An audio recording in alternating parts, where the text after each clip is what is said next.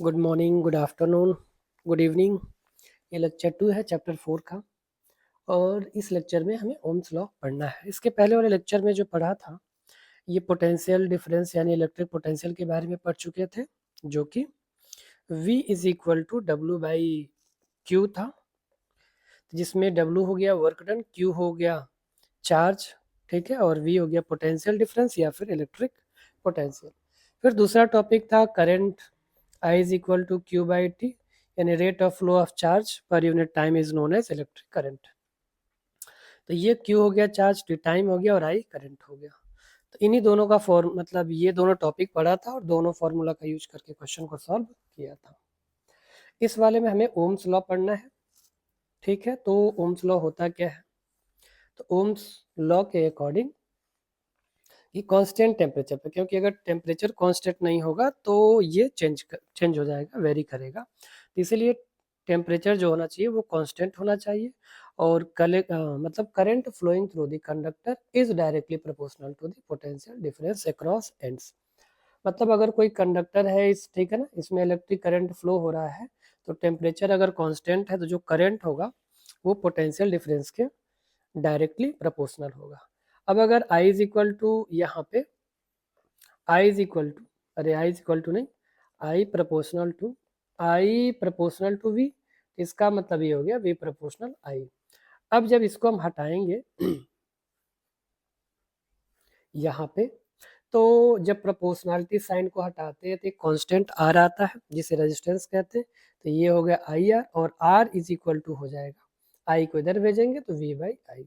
यही Ohm's law का ये फॉर्मूला होता है, जहाँ पे R कांस्टेंट हो गया, V पोटेंशियल डिफरेंस, I और करंट हो गया। मतलब I क्या है? इलेक्ट्रिक करंट, ठीक है। अब R निकालना, रेजिस्टेंस निकालना है, पोटेंशियल डिफरेंस गिवन है, I गिवन है तो ये लगा लेंगे, और V निकालना है तो I इंटू आर कर देंगे, यहाँ से ये निकल आएगा। अगर I निकालना है तो ये V बाई आर कर देंगे, तो यहाँ से I निकल आएगा। जब ये तीन वेरिएबल्स में दो वेरिएबल गिवन हो और एक का निकालना हो, ठीक है। अब यूनिट का बात कर लेते हैं। तो अगर ये R is equal to V by I है, तो जो R है रेजिस्टेंस हो गया, इसका जो यूनिट होगा उसे हम ओम लिखते हैं। क्या लिखते हैं? ओम। ये इसका सिंबल है और लिखते ऐसे हैं, ठीक है ना, या तो ऐसे मिले या तो ऐसे मिले। ये इसका यूनिट हो गया, V पोटेंशियल डिफरेंस हो गया, इसका यूनिट ये वोल्ट होता है, I करंट हो गया, इसका जो यूनिट है वो हो गया एम्पियर, जिसे एम्पियर, इसे शॉर्ट फॉर्म में A लिखते हैं, इसे शॉर्ट फॉर्म में V लिखते हैं, और इसका सिंबल ये बना हुआ है, ठीक है ना। इसी तरह से ये ओम इसे कहते हैं। अब वो शंकर जी वाला ओम नहीं है ना, that is a different thing. तो अभी आई होप यहाँ तक क्लियर हो गया। अब आगे बढ़ते हैं, और यहाँ पे सारा ये गिवन है। तो V मतलब पोटेंशियल डिफरेंस, I करंट हो गया, R रेजिस्टेंस हो गया, टेम्परेचर कांस्टेंट होगा। अब यहाँ से तीनों फॉर्मूला तो मैंने बता ही दिया। अब यहाँ पे कह रहा है कि it is obvious from the relation. क्या है रिलेशन से? तो current directly proportional to potential difference, जो करंट है वो डायरेक्टली प्रोपोर्शनल टू पोटेंशियल, और करंट इनवर्सली प्रोपोर्शनल है रेजिस्टेंस के। अगर यहाँ पे R is equal to V by I रखा है, तो इसका मतलब क्या है? V by I. तो जो R है, यानी कि यहाँ पे जो करंट की बात कर रहा है, ये जो करंट है डायरेक्टली प्रोपोर्शनल है पोटेंशियल डिफरेंस के, ठीक है। दूसरा, जो करंट है वो इनवर्सली प्रोपोर्शनल है रेजिस्टेंस के, ये हमें याद रखना है। यानी कि अगर ये जो लिखा है इसको तो हम ऐसे भी तो लिख सकते हैं, I is equal to V by R. तो यहाँ से क्या हो गया, ये जो I है, I प्रोपोर्शनल हो गया V के, अरे I यहाँ पे ये है, ये I हो गया। तो I is directly proportional to potential difference, that is a V, और I जो रेजिस्टेंस है इसके इनवर्सली प्रोपोर्शनल है, ठीक है। इतना हमें याद रखना था।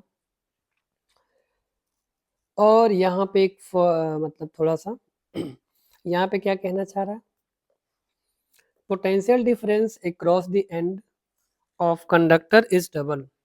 अगर पोटेंशियल पोटेंशियल डिफरेंस यानी V की वैल्यू को डबल करेंगे तो current flowing through also it get double, क्योंकि डायरेक्टली प्रोपोर्शन सीधा मतलब यहाँ से समझ सकते हैं डायरेक्टली प्रोपोर्शन का मतलब क्या है।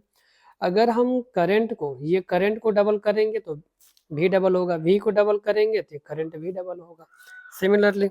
लेकिन यहाँ पे जब करंट को डबल करेंगे तो रेजिस्टेंस हाफ हो जाएगा, क्योंकि इस दोनों में किसी एक को बढ़ाएंगे। अगर I बढ़ाते हैं, यहाँ पे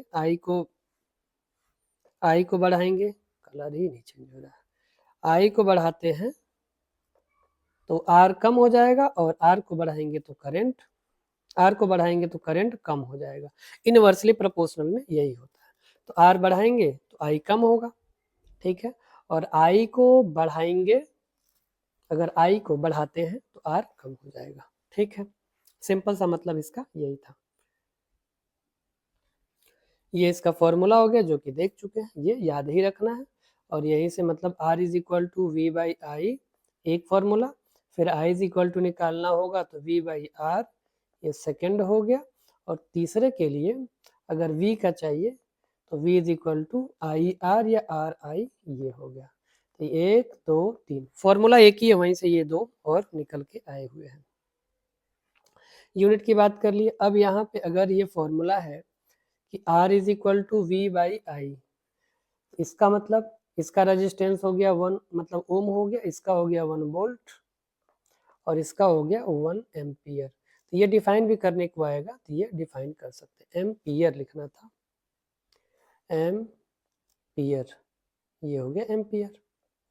तो 1 ओम डिफाइन, तो ये हो जाएगा। फिर इसको शॉर्ट फॉर्म में ऐसे भी लिख लेंगे, वोल्ट का मतलब ही, एम्पियर का मतलब ए हो गया, यहाँ से भी हो गया, ठीक है। अब सीधा बढ़ते हैं आगे, कहाँ पे, यहाँ पे क्वेश्चन पे आते हैं। जो भी थियरी था वो पढ़ लिया, उतना ही था बस, इससे ज़्यादा और कुछ नहीं। क्वेश्चन ये है कि potential difference between 2 points of a wire 2 ampere. तो जो गिवन है उसको लिखते जाओ। यहाँ पे current I is equal to given है 2 एम्पियर और करंट इज 1 वोल्ट, यानी कि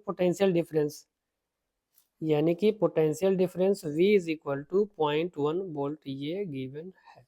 तो निकालना क्या है, कैलकुलेट रेजिस्टेंस R निकालना है। तो अभी R का फॉर्मूला देखे हैं कि R is equal to V by I होगा। तो V हो गया यहाँ पे 0.1 वोल्ट और I हो गया 2।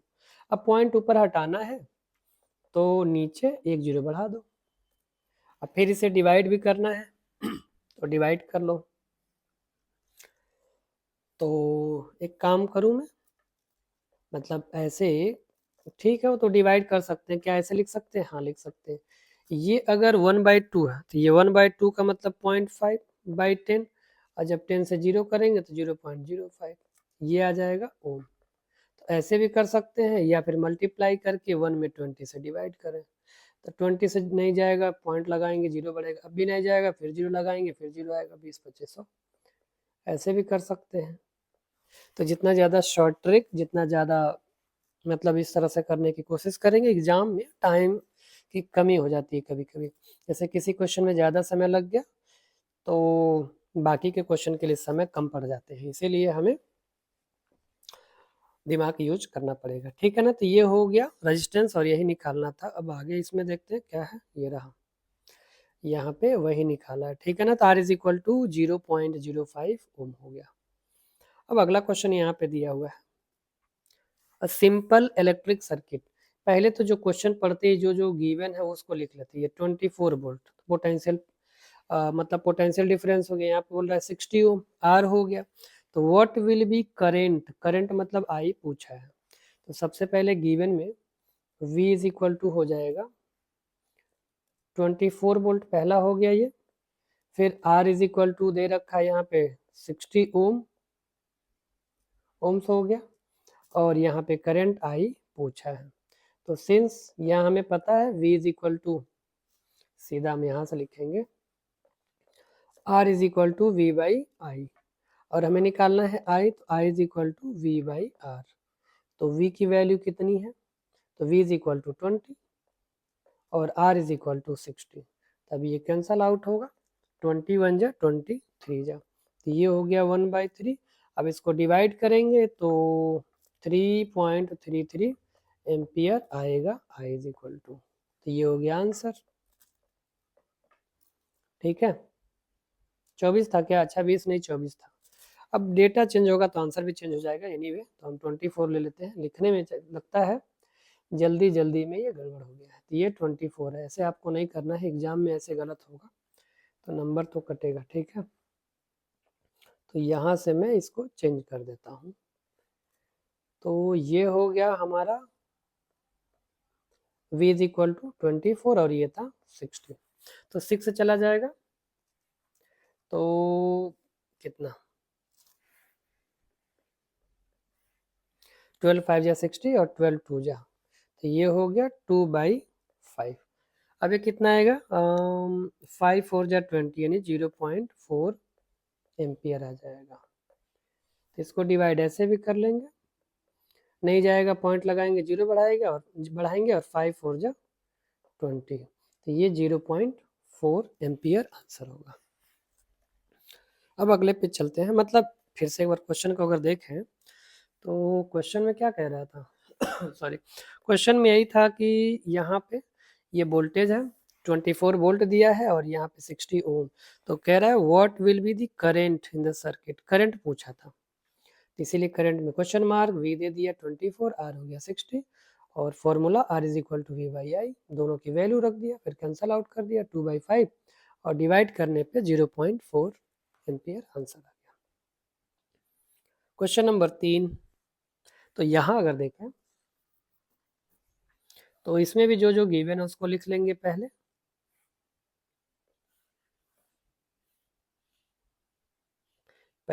जो जो गिवन है उसको लिख लेंगे।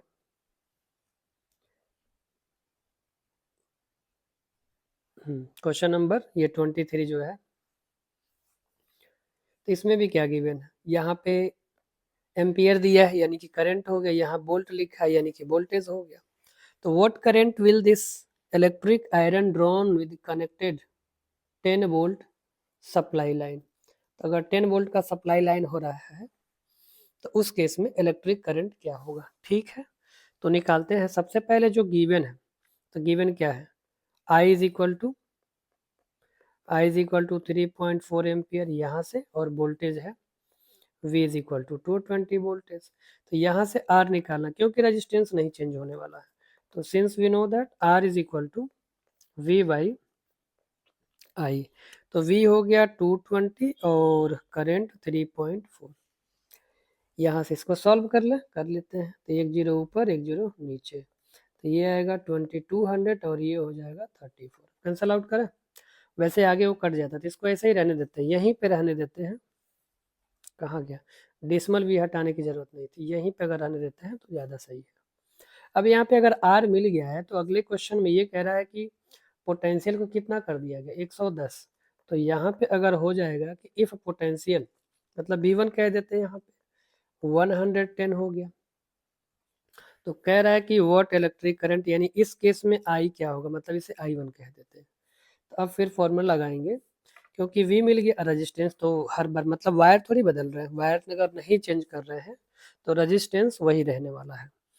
तो ये हमारे पास रेजिस्टेंस ये हो जाएगा और वोल्टेज ये हो जाएगा, फिर I निकालना है, तो again from since we know that, हम जानते हैं क्या फॉर्मूला, हम जानते हैं ये R is equal to V by I, और हमें निकालना है I मतलब I1, तो यहाँ पे V1 सब में कह देता हूँ, तो ये हो जाएगा I1 is equal to V1 by R1, तो यहाँ पे ये 110 हो गया, R के जगह पे ये हमें रखना पड़ेगा क्योंकि रेजिस्टेंस सेम ही होगा, तो ये हो जाएगा 220 डिवाइडेड बाई 3.4 ऐसे। अब ये ऊपर चला जाएगा, इसको ले जाते हैं ऊपर, तो 110 मल्टीप्लाई 3.14 और नीचे है 220। ठीक है, अब डेसिमल हटाना है तो मैं पहले हटा देता हूँ ताकि कैलकुलेशन इजी लगे, तो यहाँ हटाएंगे तो नीचे 1 0 यानी कि 10 बढ़ जाएगा। ठीक है, अब ये 0 से 0 कैंसिल, कलर चेंज कर लेते हैं, और 11 1 जा 11 2 जा, फिर इस 2 से ये 17 2 जा, तो अब ये बचा हमारे पास 17/10 का मतलब 1.7 एम्पियर। तो ये हमारा फाइनल आंसर हो गया। ठीक है। तो पहले वाले में कहा क्या था, पहले बोला था कि अगर हमारे पास 3.4 एम्पियर का करंट वायर से फ्लो हो रहा है और वोल्टेज है 220 वोल्टेज, तो ये तो था। उसके बाद से कह रहा है कि अगर हम वोल्टेज 110 कर दे रहे हैं तो उस केस में, यानी कि वोल्टेज को अगर घटा रहे हैं तो करंट क्या घटेगा कि बढ़ेगा, तो ऑब्वियसली घटना चाहिए, क्योंकि फॉर्मूला में हम देखे हैं आई और भी जो है वो डायरेक्टली प्रोपोर्शनल है। अगर आई बढ़ेगा तो भी बढ़ जाएगा, भी बढ़ेगा तो आई, और भी कम होगा तो आई कम होगा, दोनों में से कोई कम होगा तो कम हो जाएगा। तो इसको निकालने के लिए सबसे पहले हमें रेजिस्टेंस निकालना था, क्योंकि जो वायर है उसको चेंज नहीं कर रहे हैं, चेंज में करंट और वोल्टेज का ही वेरिएशन ले रहे हैं। तो यहाँ से रेजिस्टेंस निकाला तो ये हो गया 220/3.4। अब जब वोल्टेज यहाँ पे 110 होगा, करंट निकालना था, तो फॉर्मूला यहाँ से R is equal to V/I, यानी कि अगर करंट I1 लिया है तो वोल्टेज V1 और R1 रेजिस्टेंस मान लेंगे। वैसे तो रेजिस्टेंस सेम होगा, रेजिस्टेंस में कोई चेंज नहीं होगा, तो इसको हम R1 नहीं लेंगे, वो समझाने के लिए मैंने यहाँ पे ले लिया था, क्योंकि दोनों जगह का जो रेजिस्टेंस है वो सेम होगा, जो यहाँ पे रेजिस्टेंस होगा वही यहाँ पे भी रेजिस्टेंस होगा। ठीक है ना, तो इसलिए यहाँ भी ये जो R1 है इसको R ही रखेंगे। ठीक है, और कोई डाउट नहीं। ठीक है, जब डाउट नहीं है तो वैल्यू पुट कर देंगे। V1 के जगह पे ये हो जाएगा 110, और R की जो वैल्यू है यहाँ से ये उठा के यहाँ पे पुट कर देंगे।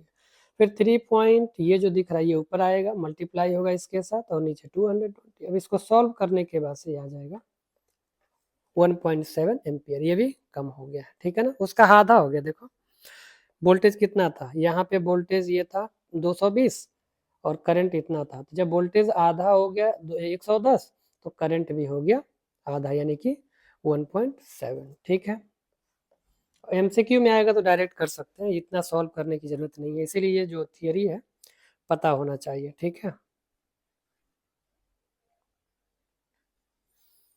अब ये क्वेश्चन हो गया। अब आते हैं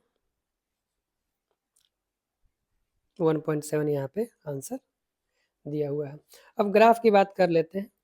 ग्राफ जो कि करंट और पोटेंशियल डिफरेंस में क्या होगा, तो ग्राफ यहाँ पे हो गया पोटेंशियल डिफरेंस भी, और ये हो गया करंट आई।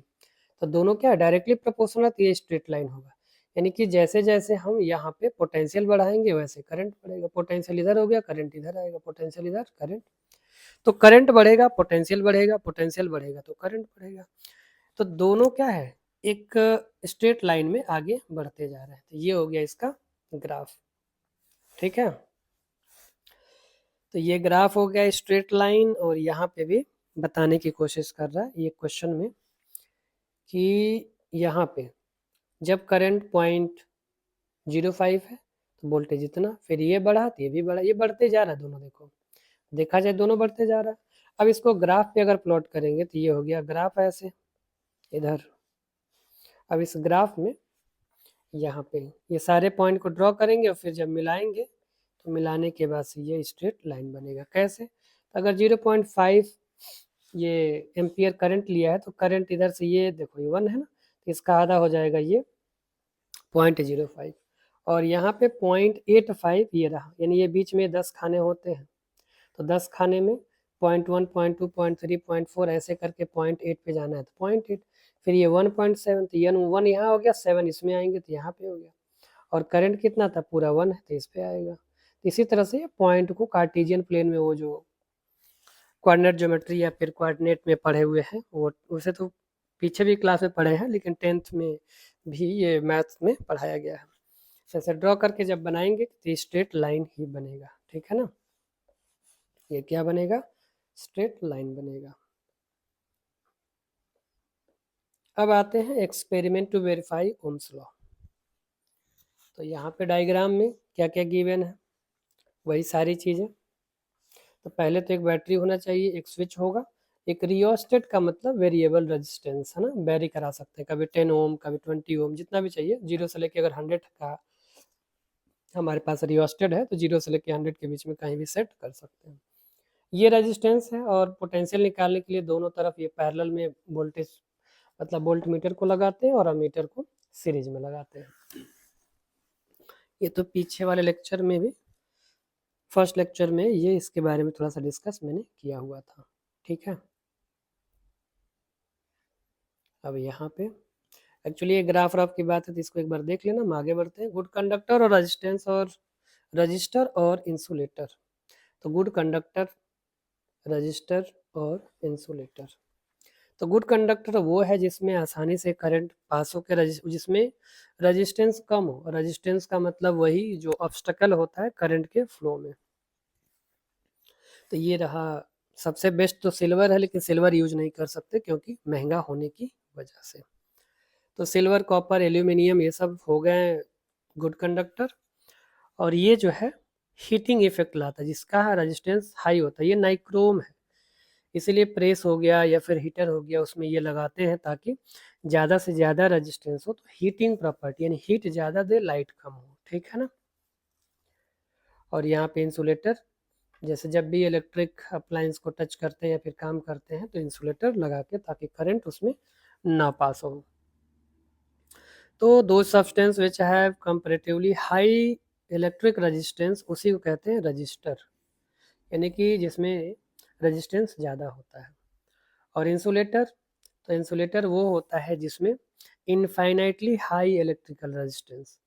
तो एक तो कहते हैं कि फ्री इलेक्ट्रॉन नहीं है इसलिए भी नहीं मूव करता है, अगर नहीं है तो इसका मतलब कहते हैं कि उसमें बहुत ज़्यादा इनफाइनाइटली हाई रेजिस्टेंस है, उसी को हम इंसुलेटर कहते हैं। अब आते हैं क्वेश्चन पे, क्वेश्चन को डिस्कस करते हैं, फिर ये टॉपिक खत्म होगा। तो पहले क्वेश्चन में कह रहा है कि name the law which relate current in conductor to potential difference across ends. तो वही पोटेंशियल डिफरेंस है, ये सिंपल, या इलेक्ट्रिक पोटेंशियल कहते हैं। तो इसमें ज़्यादा कुछ है नहीं। Electric resistance give the symbol, तो इसका सिंबल आर होता है। इसका यूनिट जो लेते हैं वो ओम लेते हैं। फिर फिजिकल क्वांटिटी हुज ओम, तो ये है रेजिस्टेंस का यूनिट ओम होता है। फिर question number 4, general name of substance having infinite high resistance, तो वो इंसुलेटर होता है। इंसुलेटर में ही क्या होता है, इनफाइनाइटली हाई रेजिस्टेंस होता है। अभी जस्ट देख के ही तो आ रहा है। Question number 5, keeping the resistance constant, अगर रेजिस्टेंस कांस्टेंट रखना है तो potential difference applied across the and component is half by how much does the current, तो करंट को भी हाफ करना होगा।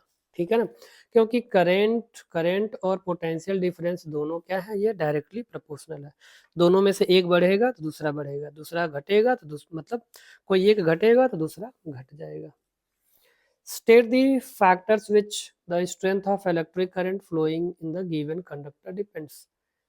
तो कह रहा है कि स्टेट दी फैक्टर, वो कौन से फैक्टर हैं जो इलेक्ट्रिक करंट डिपेंड करता है। तो इलेक्ट्रिक करंट तो वोल्टेज पे भी डिपेंड करता है, रेजिस्टेंस पे भी। तो जो इलेक्ट्रिक करंट है आई, वो इनवर्सली प्रोपोर्शनल है रेजिस्टेंस के। ठीक है, तो विच, अगला question, which has less electric resistance, तो less electric resistance, a thin wire, a thick wire. तो रेजिस्टेंस पतले वाले में ज़्यादा होगा, ज़्यादा वाले में, बड़े मोटे वाले में थोड़ा सा कम होगा, या फिर सेम होगा, तो वो डिपेंड करता है। ठीक है ना, तो same length and same material.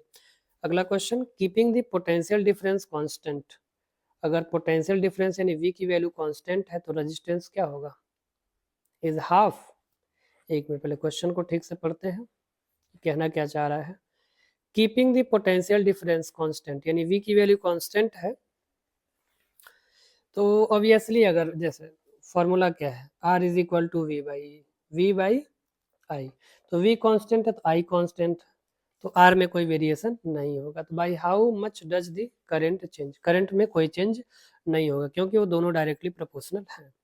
Potential difference 20 volt है, is applied across the end of the resistance 5 ohm, तो V की value V is equal to 20 volt है और I is equal to 5 ohm दिया हुआ है यहाँ पे। तो व्हाट इज करंट, तो I इज इक्वल टू क्या होता है, V बाई आर।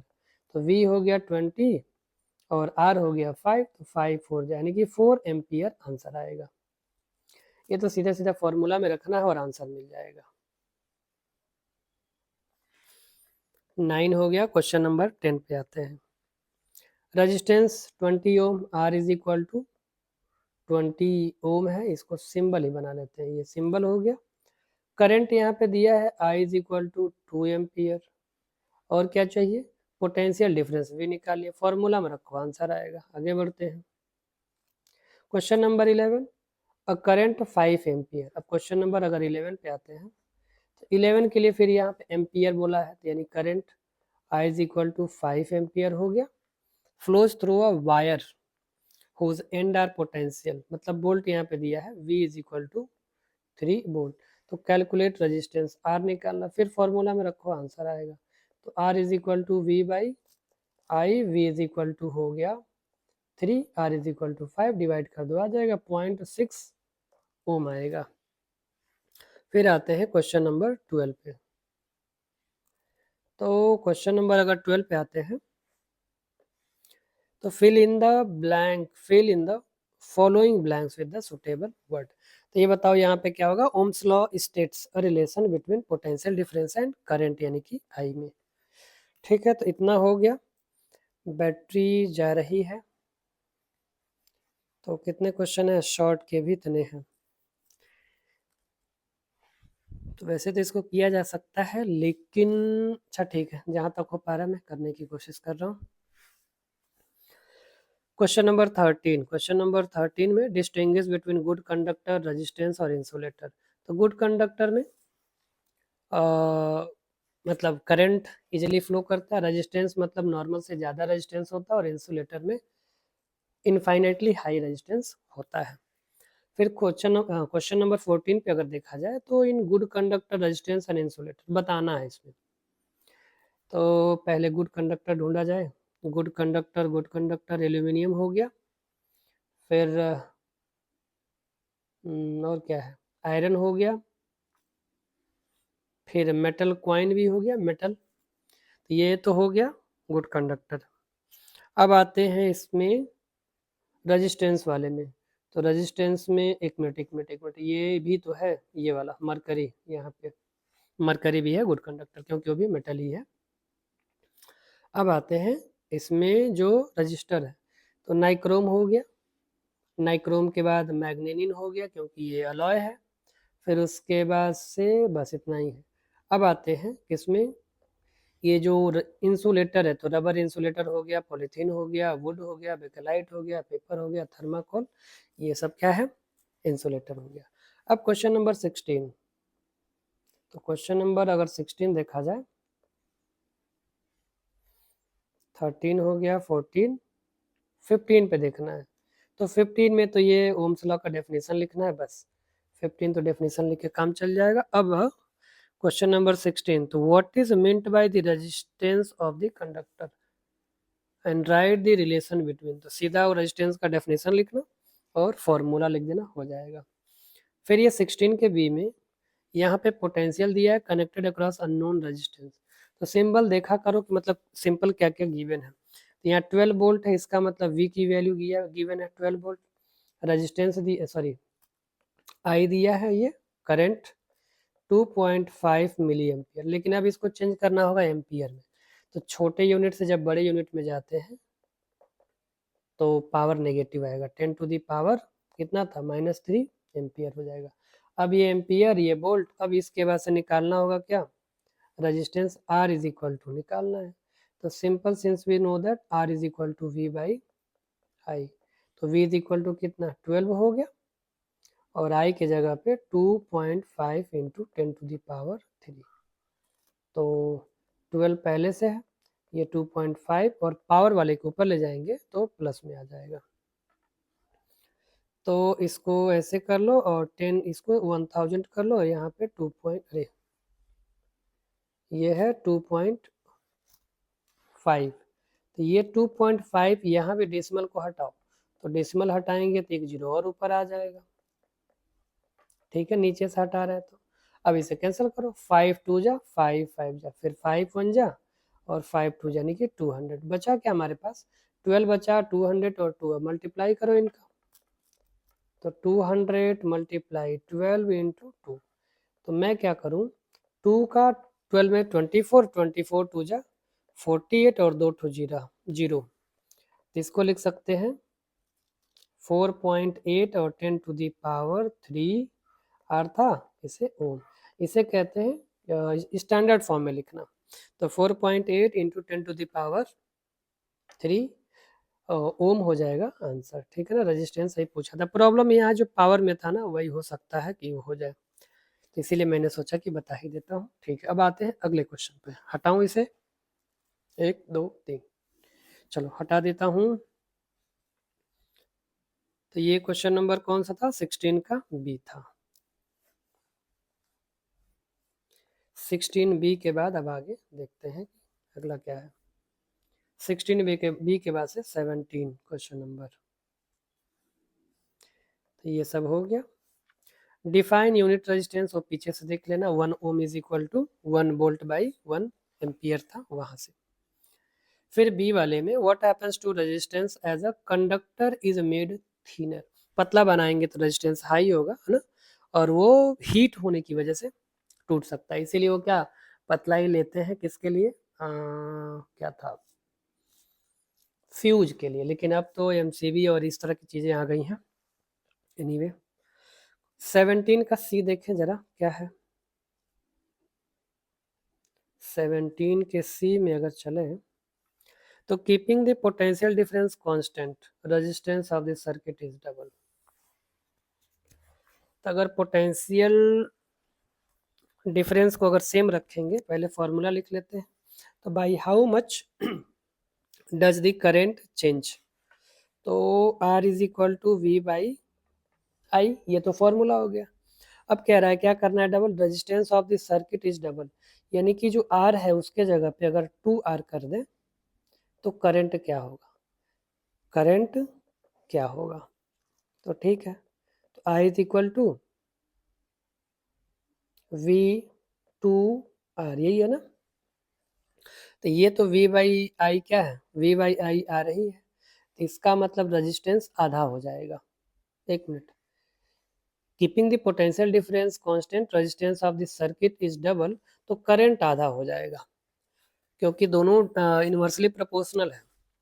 तो अगर रेजिस्टेंस को डबल करेंगे तो करंट हाफ हो जाएगा, क्योंकि यहाँ पे 1/2 आ रहा है ना, 1/2 V बाई आर, तो इसका मतलब करंट आधा हो जाएगा। Question number 18, why do electrician wear rubber and gloves while working electricity. क्योंकि ये इंसुलेटर होता है, मतलब इनफाइनाइटली हाई रेजिस्टेंस होता है, इसी वजह से जब इनफाइनाइटली हाई रेजिस्टेंस होगा तो करंट जीरो हो जाएगा, और करंट जीरो हो जाएगा तो इलेक्ट्रिसिटी मतलब करंट नहीं लगेगा, इसीलिए।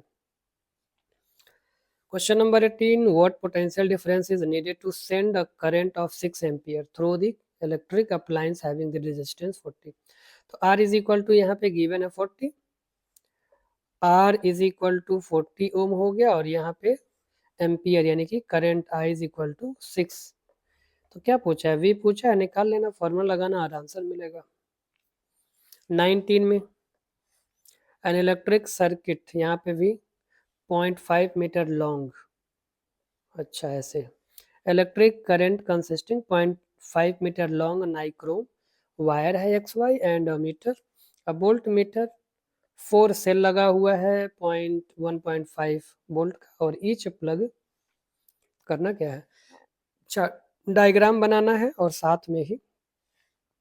साथ में यक्स और Y the electric current flowing through it, फिर करंट भी बताना था, इसको डायग्राम बना के बना लेना, ठीक है ना। अगले लेक्चर में डिस्कस करेंगे, क्योंकि बैटरी यहाँ पे जा रही है, 6% और बची है।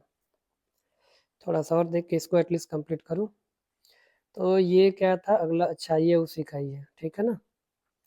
ठीक है, बाकी क्वेश्चन अब बाद में करते हैं, MCQ जल्दी से देख लें। पोटेंशियल डिफरेंस अक्रॉस, ये यहाँ पे 3 ओम मतलब रेजिस्टेंस है और 6 वोल्ट पोटेंशियल डिफरेंस है, तो करंट पूछा है। तो I इज इक्वल टू क्या होगा, V बाई आर। तो V कितना है, यानी 3 2 जा 6 करेंगे तो 2 आएगा आंसर, ये वाला आंसर होगा। फिर उसके बाद से क्वेश्चन नंबर 22, फॉर्मूला रखना और आंसर मिल रहा है, क्या दिक्कत है। इसमें भी वही, एक मिनट हटाऊँ यार ये सब, इसमें भी V दिया है और A दिया है। तो V A दिया हुआ है, मतलब अरे A मतलब ये करंट, ये I हो गया इलेक्ट्रिक करंट, और ये हो गया पोटेंशियल डिफरेंस। R पूछा है निकाल लेना, R is equal to V by I, तो डिवाइड कर देना, ठीक है ना। फिर यहाँ पे 13 वाले में इलेक्ट्रिक अपटेंस, यहाँ रेजिस्टेंस दिया हुआ है, यहाँ वोल्टेज दिया हुआ है, तो फिर वही काम, अगर R यहाँ पे गिवन है, ये R हो गया और ये V हो गया, तो I यहाँ पे निकालना, क्योंकि सब में एम्पियर दिया तो इसका मतलब क्या, करंट ही निकालना, ये भी निकल जाएगा। और अगला जो है 24, इस वाले में यहाँ पे देखो रेजिस्टेंस दिया, R दिया हुआ है और यहाँ पे V दिया है, तो फिर इस वाले में I निकालो। एक मिनट, कुछ और बोला क्या, नंबर ऑफ कूलम, ठीक है, तो I निकालना है। I मतलब